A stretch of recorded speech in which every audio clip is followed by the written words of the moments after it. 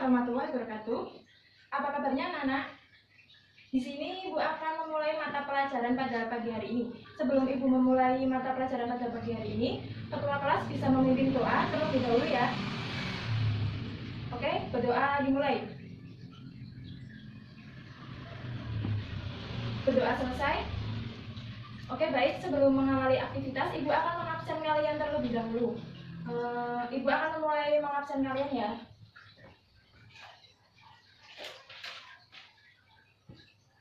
Oke. Yang pertama, ada Muhlisin, ada? Hadir ya. Adi Prastio, hadir.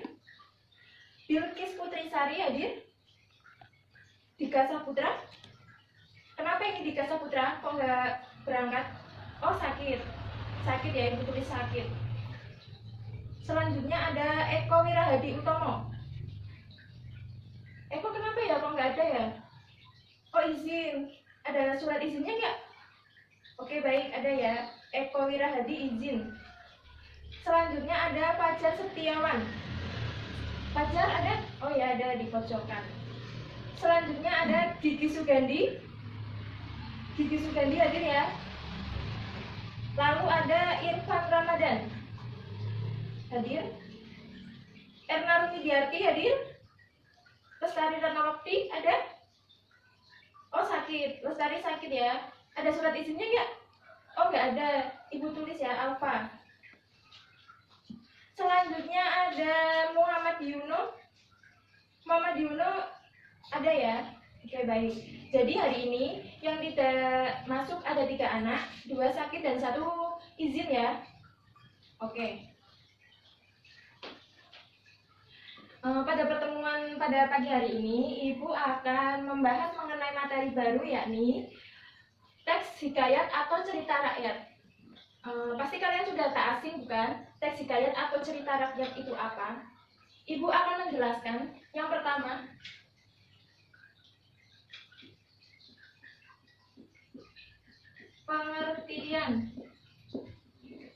pengertian dari teks hikayat atau cerita rakyat.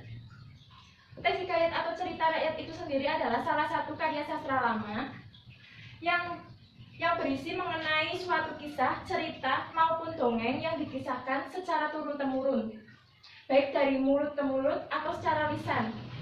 Kita sudah tak asing dengan teks hikayat atau cerita rakyat karena pada saat kita bersekolah kita selalu diceritakan oleh guru kita cerita rakyat seperti ada Malin Kundang, ada Sangkuriang, ada legenda Candi Prambanan dan lain sebagainya. Yang kedua, Ibu akan membahas mengenai ciri-ciri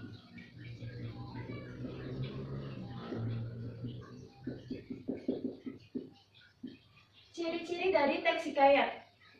Ciri-ciri dari teks hikayat yang pertama itu ada istana sentris. Istana sentris itu adalah menceritakan tentang kerajaan, menceritakan tentang raja, menceritakan tentang keluarga raja dan lain sebagainya. Ciri-ciri atau karakteristik yang kedua itu ada tidak menggunakan anonim. Anonim itu merupakan tidak adanya nama pengarang pada cerita rakyat tersebut. Yang ketiga ada diceritakan secara turun-temurun.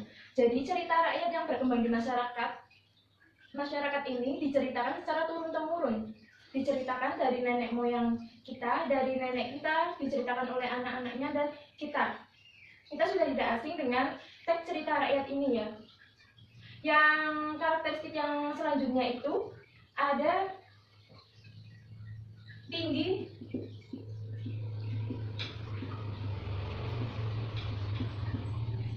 akan pesan moral. Jadi teks cerita rakyat atau hikayat ini sangat tinggi akan pesan moral yang akan disampaikan.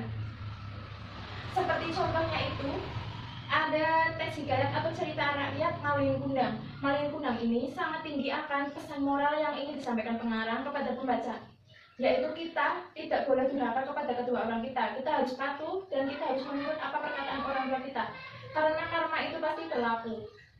Di cerita Malin Kundang juga disampaikan bahwa omongan orang tua atau nasihat orang tua itu sangat penting. Jadi kita harus patuh kepada kedua orang tua. Itu merupakan tinggi akan pesan moral.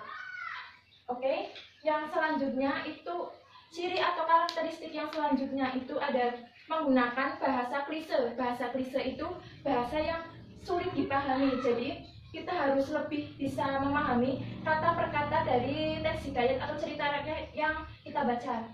Begitu. Apa ada yang ingin ditanyakan sebelum Ibu melanjutkan ke materi selanjutnya atau ke bab selanjutnya? Oke, Lestari, ada yang ingin ditanyakan? Oke, baik. Erna, ada yang ingin ditanyakan? Tidak ya? Oke, Ibu akan melanjutkan ke materi selanjutnya, yaitu mengenai unsur-unsur intrinsik dari teks cerita rakyat atau hikayat ini.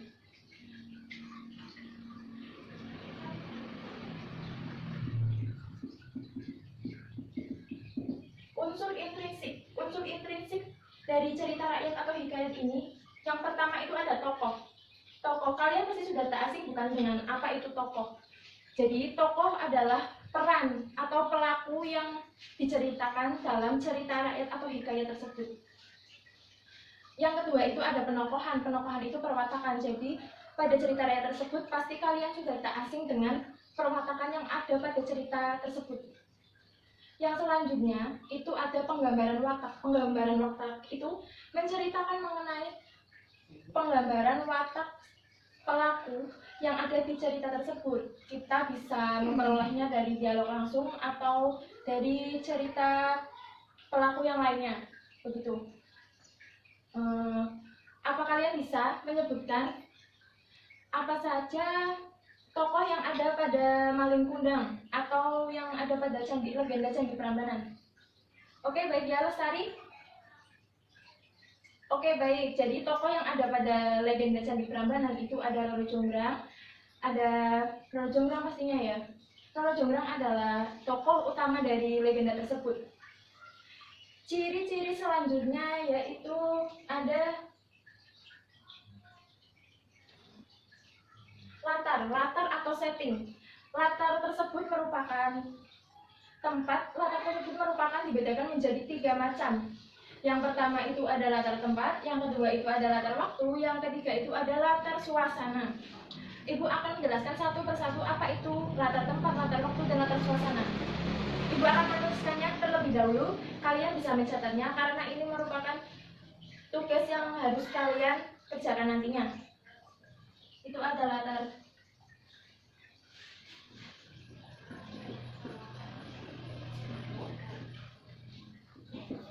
latar tempat.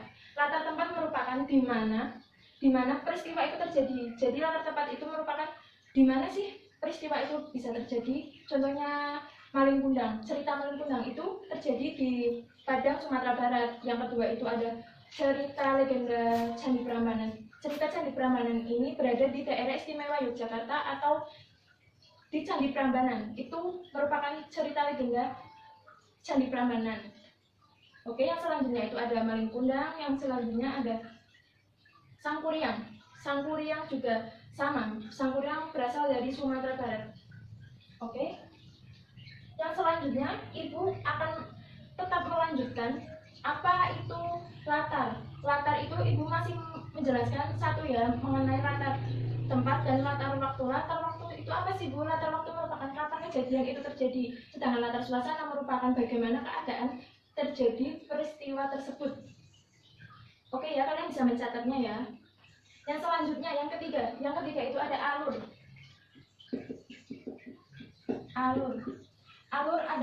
Alur dibedakan menjadi 3. Yang pertama itu ada alur maju, yang kedua itu ada alur mundur, yang ketiga itu ada alur campuran. Sedangkan alur campuran itu biasanya diceritakan pada roman atau novel. Jika cerita rakyat itu tidak ada yang menggunakan alur campuran.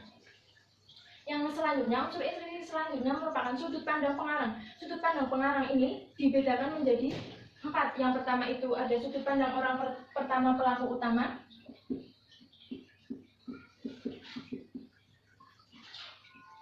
Sudut pandang orang pelaku pertama, sudut pandang orang pelaku pertama tokoh sampingan. Yang ketiga itu ada sudut pandang orang ketiga, serba tahu. Yang keempat itu ada sudut pandang orang ketiga tokoh utama.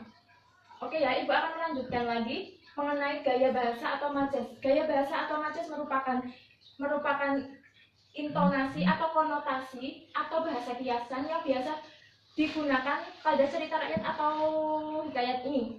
Itu ada macamnya, itu ada majas metafora, majas hiperbola, majas personifikasi, majas paradok, dan lain sebagainya. Kalian bisa searching di internet apabila kalian ingin mendapatkan informasi yang lebih banyak lagi.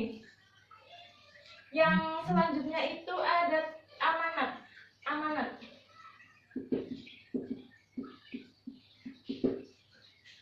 Amanat itu pesan yang ingin disampaikan pengarang kepada pembaca. Jadi setelah kita membaca teks hikayat atau cerita rakyat ini, kita harus bisa menangkap apa sih pesan moral yang ingin disampaikan dari cerita rakyat tersebut. Begitu ya. Kalian pasti sudah sangat mengerti apa yang ibu sampaikan, karena ini merupakan pelajaran yang diulang-ulang dari SMP, SMA. Kalian sudah pernah belajar mengenai unsur intrinsik tersebut. Yang selanjutnya itu ada tema ya. Oke, tema itu ide cerita yang ada di cerita rakyat tersebut. Oke, ibu akan memberikan tugas kepada kalian. Tugasnya yaitu mengenai, ibu sudah menyediakan papan ini merupakan tugas kalian. Ibu akan membagi kalian menjadi 3 kelompok. Kalian bisa menentukan kelompoknya, lalu ketua kelompok bisa maju dan mengambil contoh-contoh yang telah ibu sediakan.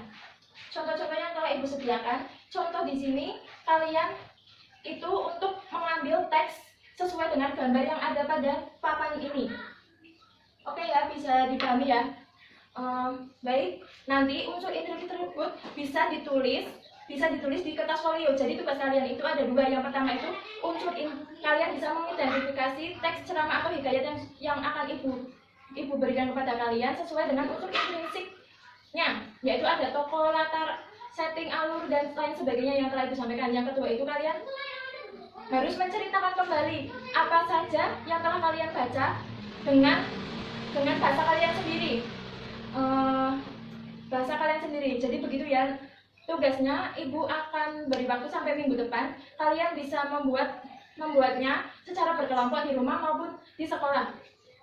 Baik, berhubung waktunya sudah habis, ibu akan menyimpulkan yang sudah ibu jelaskan tadi. Itu ada pengertian, ciri-ciri teks hikayat, latar, alur, sudut pandang, amanat, dan unsur intrinsik. Kalian bisa membacanya lagi di rumah dan mengulangnya ya. Berhubung waktunya sudah habis, ibu cukupkan sampai sekian. Wabillahi taufiq wal hidayah. Wassalamualaikum warahmatullahi wabarakatuh.